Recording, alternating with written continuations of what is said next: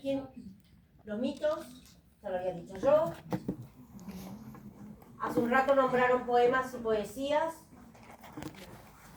Muy bien, ahí quería llegar. Gracias. Las letras de las canciones, ¿sí? Más allá de su formato particular, igual que el para poema y la poesía, que están escritos en estrofas, ¿sí? Que tienen toda un formato particular, son textos de tipo narrativo. En todos ellos encontramos la narrativa. Y esos relatos se suceden en un orden determinado, de una manera determinada, que el narrador va definiendo en función, por supuesto, del público al cual está destinado ese contar, ¿sí?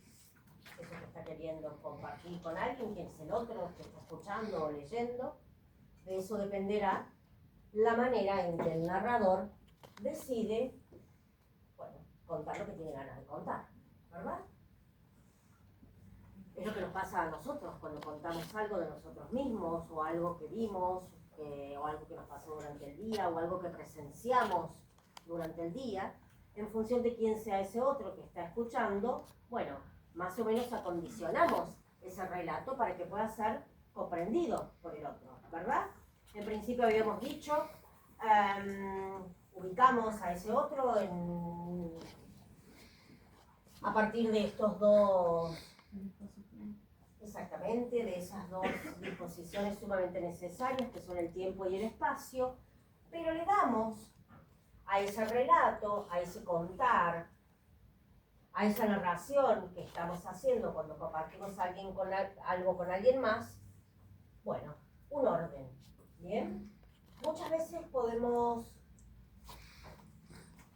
el orden del texto de tipo narrativo tiene 3 partes, si quisiéramos decirlo, un comienzo, un final y una parte del medio. Esto ya lo sabemos todos, ¿verdad? Siempre un hecho, un acontecimiento, un relato, bueno, decidimos contarlo a partir de determinada circunstancia, de determinado momento. Todo lo que sucedió antes del comienzo de ese relato no forma parte del relato porque decidimos poner el inicio aquí, ¿sí? En este punto, en este momento. Bueno, lo mismo con el final, por supuesto. Estos 3 momentos reciben el nombre de inicio, nudo, desenlace, o principio, final y desarrollo. ¿Sí? Vieron que depende del autor que estemos leyendo, pero lo que me interesa que quede claro son estos 3 momentos del relato.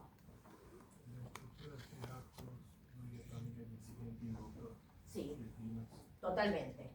Pero eso es más avanzadito. Eso lo vamos a ver en un ratito. Capaz que la clase que viene. Pero está muy bien lo que dices, ¿sí? El compañero hace referencia a la estructura de 3 actos. La famosa estructura de 3 actos, que por supuesto también vamos a estudiar y a profundizar y a poner en práctica muchísimo en esta cursada, ¿sí? Primer acto, segundo acto y tercer acto. Toda cosa, todo suceso, todo hecho que nosotros relatemos o que nosotros estemos escuchando que alguien relata, tiene estos 3 momentos. Tiene un inicio, tiene un desarrollo, un nudo,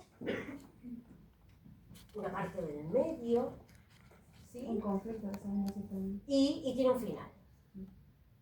En la estructura, o sea, tiene estos 3 momentos, ¿sí? Estos 3 actos, estas 3 instancias. ¿Cómo estamos hasta acá? ¿Alguna pregunta? Fácil todo esto, ¿no? Ya sabemos todos nosotros todo esto. Solo lo estamos recordando en realidad.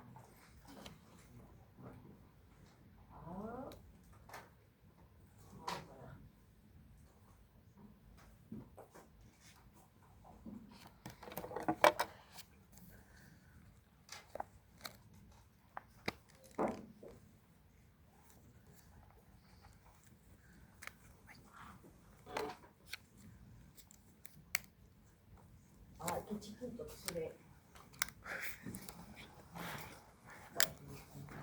ve muy chiquito.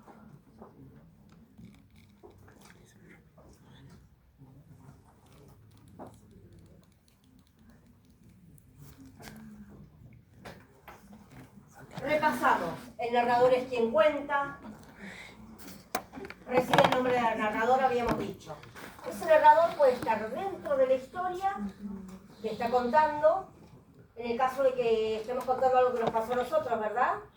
Entonces uno dice, esta mañana, cuando me levanté, me sucedió tal cosa. Uno está narrando, pero a la vez forma parte de los hechos, acontecimientos que sucedieron. Entonces es un narrador interno, ¿sí? Pero muchas veces narramos, contamos cosas, relatamos hechos, sucesos y acontecimientos que les pasan a otros, ¿verdad o no? En ese caso, somos narradores externos a la historia. Lo estamos contando desde una tercera posición. Lo estamos contando como si, bueno, ¿sí? Desde fuera de ese relato. ¿Bien?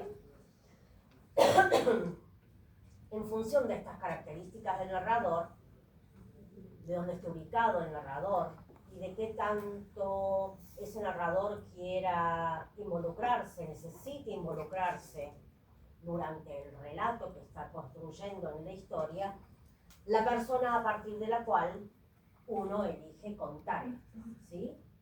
Porque yo puedo relatar algo que me ha sucedido a mí, pero relatarlo en tercera persona. ¿Se acuerdan las personas, verdad? Sí. Primera, segunda y tercera. La primera persona es el yo del singular o el yo del plural, nosotros. La segunda persona y la tercera persona. Estas son las posibilidades que tiene el narrador de ubicarse frente a esos relatos. Formar parte de o ubicarse directamente fuera de esos relatos y contarlos, y caracterizarlos, y describirlos, y dimensionarlos, siempre desde la tercera posición perceptual, ¿sí? Percibiendo desde un tercer lugar. Y esto es lo que suele hacer el director de una película con la cámara. ¿Bien? O el camarógrafo de una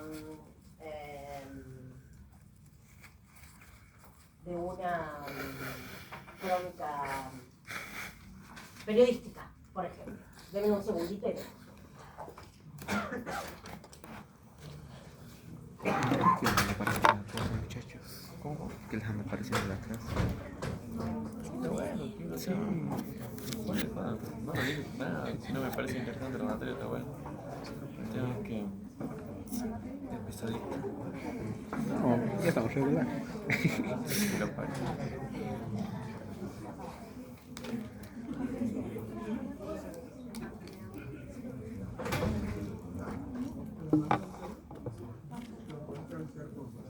Continuemos. Los personajes son todos los que participan de la historia, del cuento, del relato. Y tenemos, como ya vimos, personajes principales, secundarios, protagonistas, antagonistas.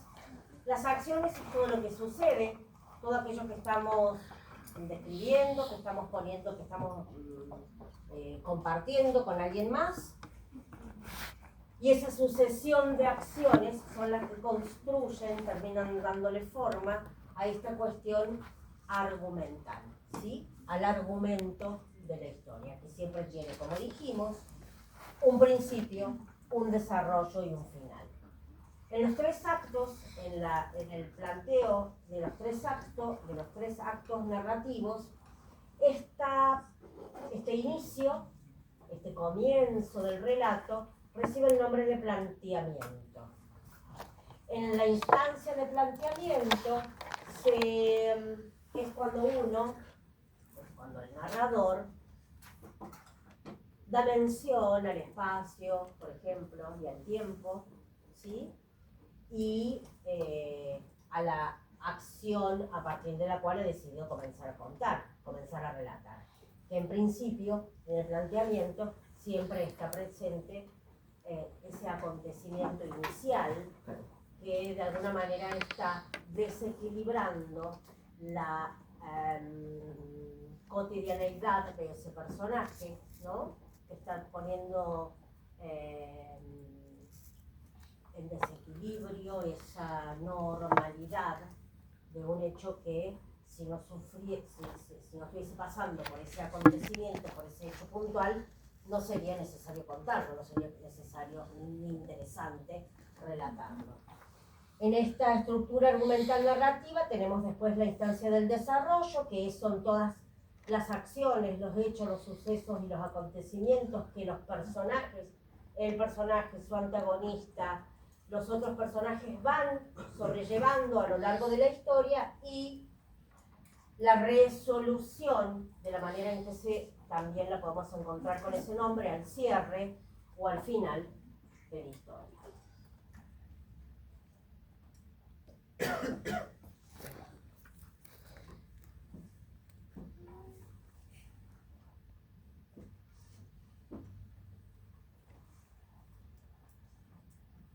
Muy feito se ve.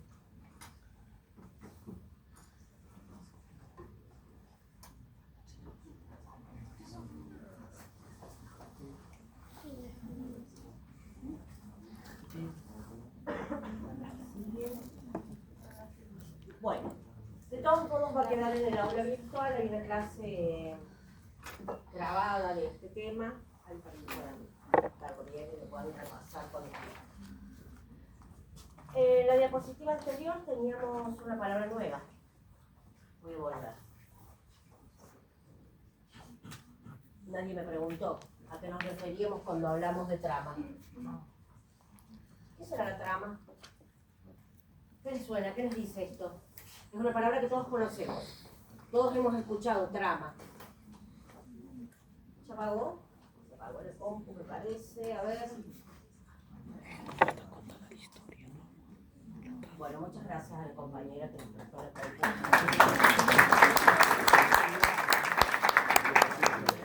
Muy válida tu acción, muchas gracias. ¿Qué será la trama? ¿Puede que sea como está contada la historia, profe? ¿Cómo está contada la historia? Muy bien, muchas gracias.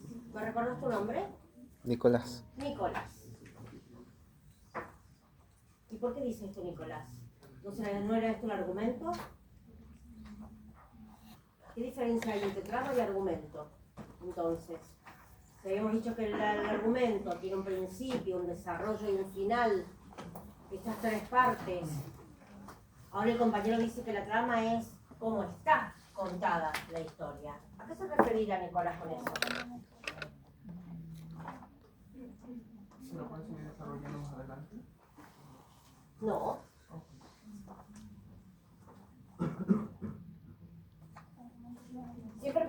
Siempre damos comienzo a un relato por el inicio.